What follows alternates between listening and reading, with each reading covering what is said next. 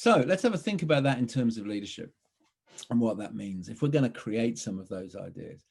Quite apart from the fact that leaders probably need that themselves, which is an interesting question.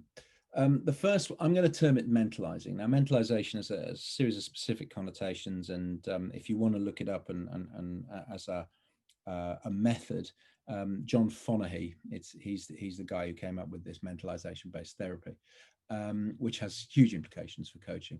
But the idea of mentalizing is very simple for leaders.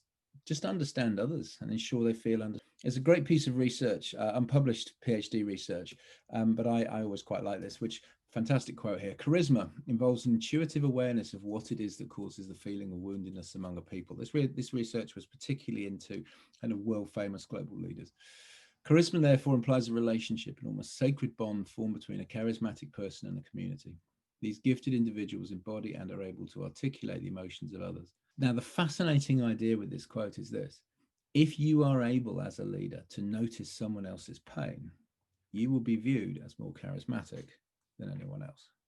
The simple existence of being able to point out pain creates charisma, the value of attunement, if that makes sense. Another thing from research here, throughout the lifespan, relational meaning continues to be conveyed primarily through the apprehension of relational acts. And again, the implications of this for leadership are huge.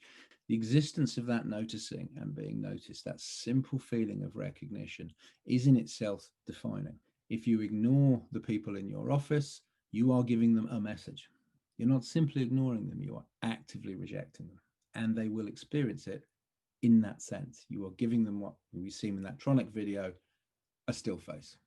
So the relational meaning, the sense we get of the context into which we fit, the value of the people around us, the value of our leadership, is conveyed through the apprehension of the things that they actually do, not necessarily the things that they say. Now, that's quite a big deal, actually, I think, and it has a huge impact on the way leadership is developed within organizations. The second thing I think we need from leaders is making meaning. How do we actually help people understand their world in new ways? I mean, if we think about it, if I'm doing my job and I'm pretty good at my job, what do I need a leader for? I just do my job. I just keep doing my job. They don't get in my way. In fact, it's pretty helpful not to have anyone senior getting in my way when I'm doing my job. What's interesting is when that changes, it's really important to be able to do that. And the conversations that we build matter a great deal. There's a great book came out in 1999 called The Clue Train Manifesto. David Weinberger was one of the authors, and he talks about the changes, very prescient book actually, he talks about the changes in communication that we're starting to see as a result of the internet. And given that it was 20 years ago, he was spot on. But he had this beautiful quote here: "We communicate in language that is natural, open, honest, direct, funny, often shocking. Whether explaining or complaining, joking or serious, the human voice is unmistakably genuine. It can't be faked. Most corporations, on the other hand, only know how to talk in the soothing, humorless monotone of the mission statement. Same old tone, same old lies." And I think it's actually very true again, when we start to think about leadership, the language that we use to make meaning for our followers is done in the context of understanding meaning for them and attunement. If we understand what they are, what they fear, what they feel, we can communicate in ways that are human, that make sense. If we don't, what we're going to get is crafted sound bites. And of course, that from that last quote I put in here, the apprehension of relational acts, what we know is that soundbite will tell them that we don't understand them.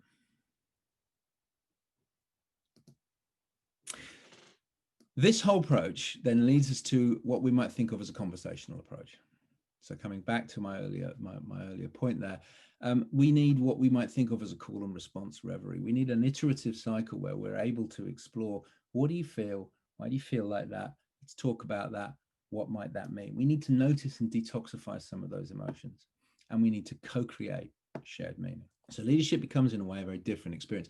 And this is actually sounds pretty obvious, I think, but when you actually look at this organizationally, sadly, this is not the way things play out. We had a client some time ago, which was quite interesting to me, and quite amusing, actually. I was a little bit mischievous with them, where they'd been through a change program. They were on their third platform system in 5 years. The previous two had failed. They'd spent a lot of money on consultants. They were about to fire another 40% of their operational staff, and the staff knew it. And they asked us to help re-engage their frankly shattered workforce. And we said, okay, very simple plan based on this model. What we're going to do is we want you to go and ask people how they're feeling, and we'll have a conversation about how they're feeling, and then we'll make a plan up about what we do next. And they said, that's great. And then the senior leadership team came back to us and said, we need a series of guidelines for how we have a conversation about how people are feeling. So we hand wrote on a piece of paper, ask the following question: how are you feeling? And posted it to them. They didn't like that at all. They thought it was very mischievous, and we didn't get the contract. But on one level, that's all you can really do. This is a conversation. It's a human conversation. A call and response Reverie. How are you feeling? What's happening? Okay, what does that mean? Let's work with that. Okay, get that you're scared. So am I, but I have a plan. And being able to do that changes the nature of the way leadership is received. It changes the way people feel. And crucially on this is a great piece of research, and I'd really recommend anybody on this call go and look up this guy's research, because for me, it's magic, and it opens up an entirely new way of thinking about human relationship, which is starting to come together. And it's a very simple idea called neural coupling. The guy called Yuri Hasson started to work with this back in, I don't know, late noughties, 2008, 2009. He's done a lot of research at Stanford. And what he noticed was this: when we are talking, when we start to create a story, a narrative, if that narrative starts to make sense, let's just say I'm talking to Vijay, he's listening to me, and we have no visual cues. So this was happening in an MRI machine.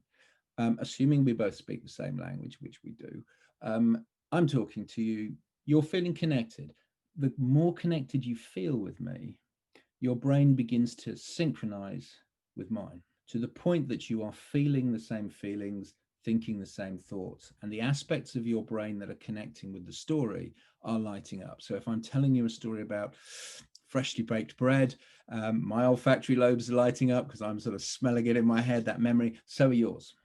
You are literally experiencing it. You'll probably start to salivate and sort of, in fact, you might be now. So the brain responds to story events as if they were actually happening.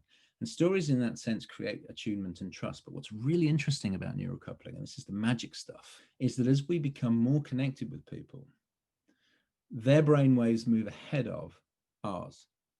So if we spend enough time talking, over time, your brain will be predicting what I'm going to say. Because the story narrative follows some kind of arcs and patterns which allow us to relate on a slightly deeper level. Now, this is really interesting stuff, because what Hasson said is communication is a single act performed by two brains. The implications of his research is that this idea of connection, narrative, call and response, reverie, call it whatever you like, becomes a physical connection, not just a psychological idea. And the final point on leadership then. Albert Bandura, a psychologist, said the capacity to exercise control over the nature and quality of one's life is the essence of humanness. And I think that's really important, because as we then think about leadership, what we're doing through this process, this balancing process of mentalization and meaning making, is helping people make sense of their lives and recognizing that they can make a difference. So really, in a way, the role of leaders is to get out of the way. Once we've had these conversations, we've noticed people, we started to make meaning, let them get on with it, get out of the way. And I think one of the problems we have often is that is a difficult journey. So I think what I'm going to conclude with is this very simple idea that leaders support well-being. Because if we imagine that process of engagement, of narrative, not only are we seeing it from a sort of commercial point of view, people feel understood, they have a sense of why they're there, they're able to do their jobs better. Those people are actually better, healthier, weller psychologically than people who feel isolated, alienated, in a chaotic state and have no power and no authority. And that is broadly what I wanted to say.